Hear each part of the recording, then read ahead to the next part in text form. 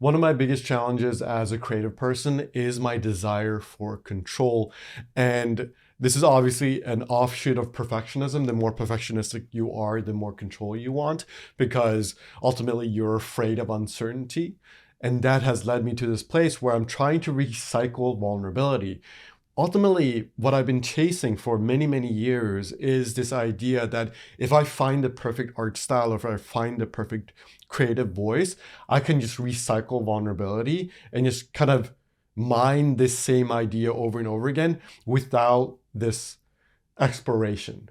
I've been afraid of exploration and adventure because I think that that is the way to be successful. In my body, I'm so afraid of uncertainty that I'm not allowing myself to truly explore. And all that that has done for me is lead me towards burnout. So I've overcome some aspects of my perfectionistic tendencies, but I'm realizing more and more that I need to open the door fully to adventure and exploration to actually be fully creative and actually have fun with it. The more I think in terms of like trying to control things, in terms of like optimizing, the less playful and curious I become. Because ultimately, control limits, like it narrows what you can explore, which is good in some ways, right? In some aspects, it's good to narrow it so that you're not falling into this place where you have infinite choice. But at the same time, if it gets too narrow, you don't feel like you have room to play. And I think a lot of what we struggle with in adulthood is this narrowing of who you are, right? I think a lot of us put this box around our identity of who we are, especially as an artist. And then that box almost becomes a prison. It becomes this cage where you don't feel like you get to really play around and figure out who you are. Like, who could you become? And I'm realizing now that I want to lean into this more playful, exploratory mindset. I want to be an artist who really lets go of some of these cages and lets go of some of these boxes and just allow myself to explore more. And I think a big part of that recently has been exploring abstract art. I was someone who attached myself to becoming an illustrator in the traditional sense, like an illustrator who knows how to draw human beings and all this other stuff, knows how to draw figures.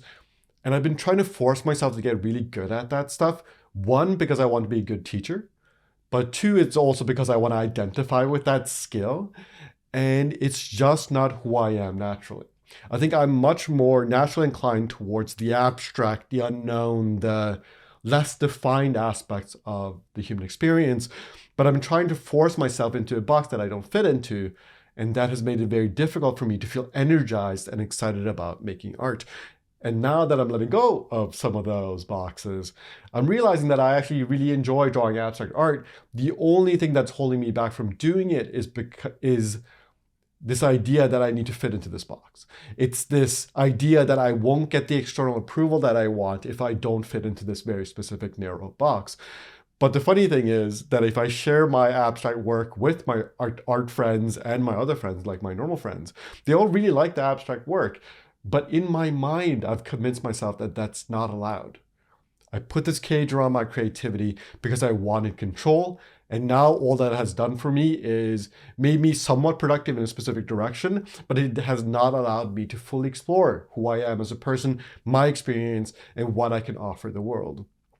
A big part of why I've been working on this course around perfectionism, that might be linked below if I'm finished the course, is this desire to share that playful, exploratory, more joyful aspect of creativity instead of just the optimization side of things. I do think that most of us, or most of my students, myself included, fall into this trap where we try to optimize so hard that we forget that this is supposed to be fun. A lot of emails that I get from artists come from this place of, I really thought that I was supposed to do this thing and I don't know how to do it. And what I see in that is that, like, oh, you've put yourself in this very narrow cage and you're not allowing room for uncertainty. You're not allowing room for exploration because that's kind of scary. It's kind of scary to explore, right? Ultimately, uncertainty is scary. There is potential for failure in exploration. But if you make the goal to explore in itself, then there is no such thing as failure. And that is the lesson I'm learning now, is that if I make the goal to explore, if I make the goal to play and find new things, to adventure out, then there is no such thing as failure in the old sense of the word. Now failure to me, right? Now the idea of failure is only attached to this narrowing of the scope in a way that doesn't make me present with what I'm making. So I know that's like a little bit of a jumble and a mess of words, but I'm trying to let go of this control. I'm trying to let go of this need to narrow down so heavily that you're not even able to be present. The course, the perfectionism course, the joyful creative, is all about just letting go of expectations so that you can move around a little bit more, so you have more room to play and really explore who you actually are instead of the story you've been telling yourself. I do think that I've gotten caught up in the narrative of my life. I've gotten caught up in what the ego wants from my existence, that I've completely forgotten that I can just have fun. I don't have to plan everything out. I don't have to script out every single video, right? Like videos like these where I'm just yapping is good enough because I'm enjoying it and I'm learning things about myself as I do it. And what more could I want? What more could I want out of this experience? Now, obviously, there is the pressure to make money and to survive and all these other things. But ultimately, the money-making aspect of things, the survival aspect of things, the identity part of things, they're all in service of survival. So that's all it's doing, right? The reason why we worry so much about money is to survive. But once you're surviving, what are you going to do with your survival? What are you going to do once you have the money? And ultimately, to me, the only thing that's left is play and exploration and having fun and learning things. So why not focus on that thing first, right? Like, why optimize so heavily for survival even when you don't necessarily need it, right? I think it's a lie that you can only do one or the other. I actually think that the exploration of things is how you learn how to survive, because it'll fuel you in a way that's different than just this like survival mindset. So there's almost like this survival hierarchy mindset where you're like trying to control things, you're trying to optimize, you're trying to make as much money as possible and be as effective with your time as possible. And I'm not saying those things are inherently negative. I think a lot of those things are very useful, especially when it comes to like admin aspects of life. Taking care of your health, for example, optimizing your diet so that it doesn't stress you out as much, optimizing how you drink water day to day. Like those things I think are worth pursuing.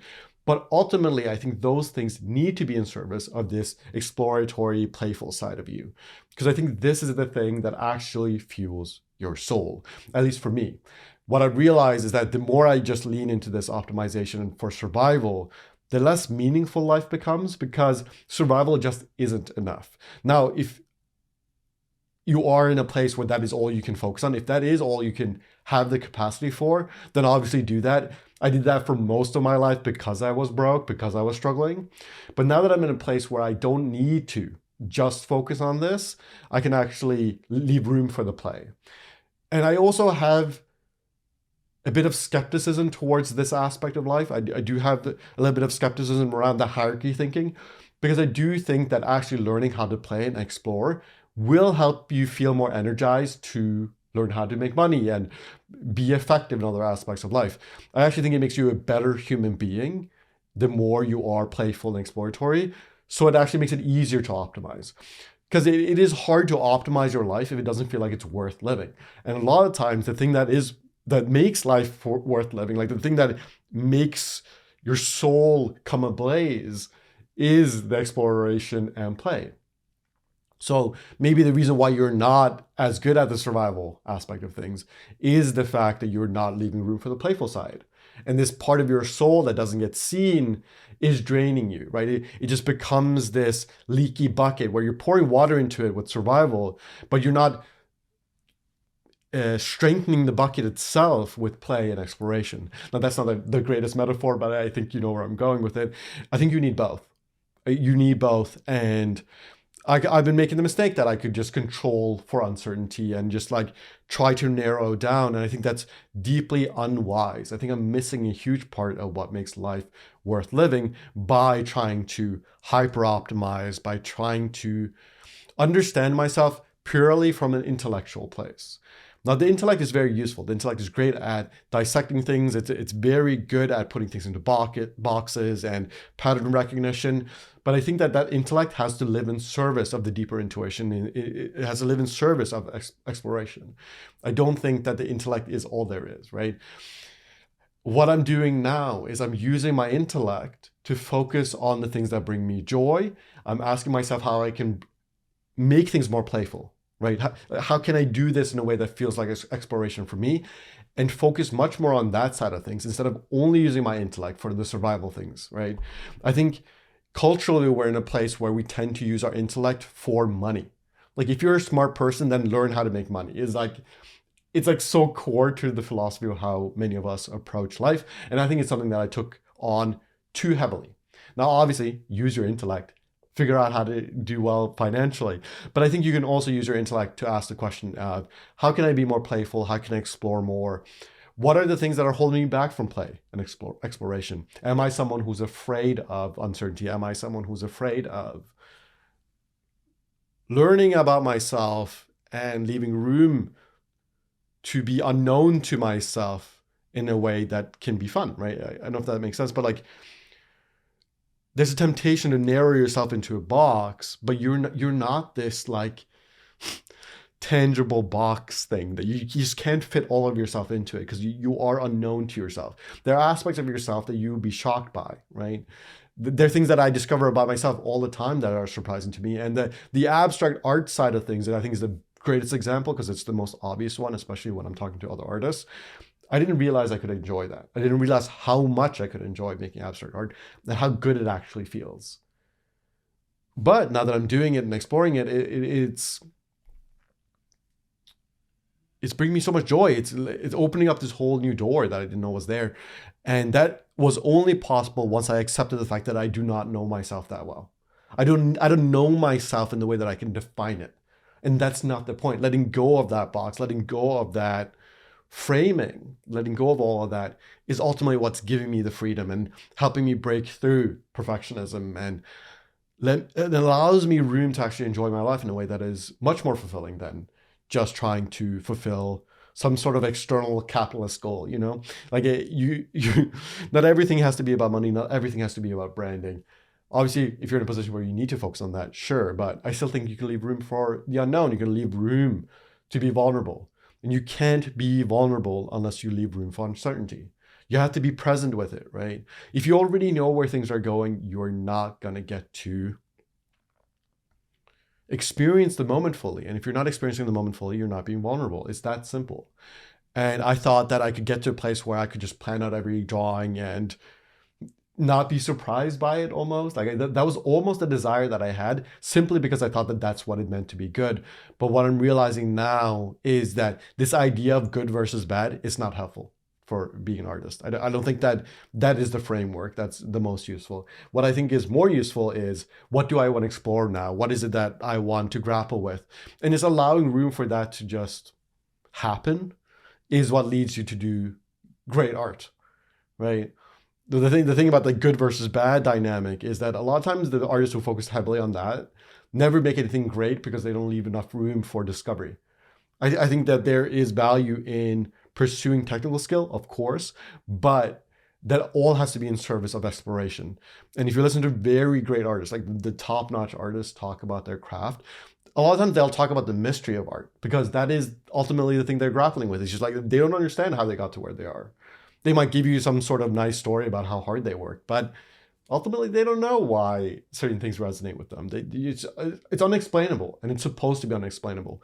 And I think I'm developing a greater appreciation for how unexplainable that actually is, and that I don't need to define everything that I'm doing. Like just leave room for uncertainty, discover things as you go, and that's ultimately all that I want to do. Now, if you are a creative person that wants to unravel some of your expectations and overcome some of these desires for control, if you are someone who has very high expectations of yourself, or you have perfectionistic tendencies, then check out my Joyful Creative course that's linked below.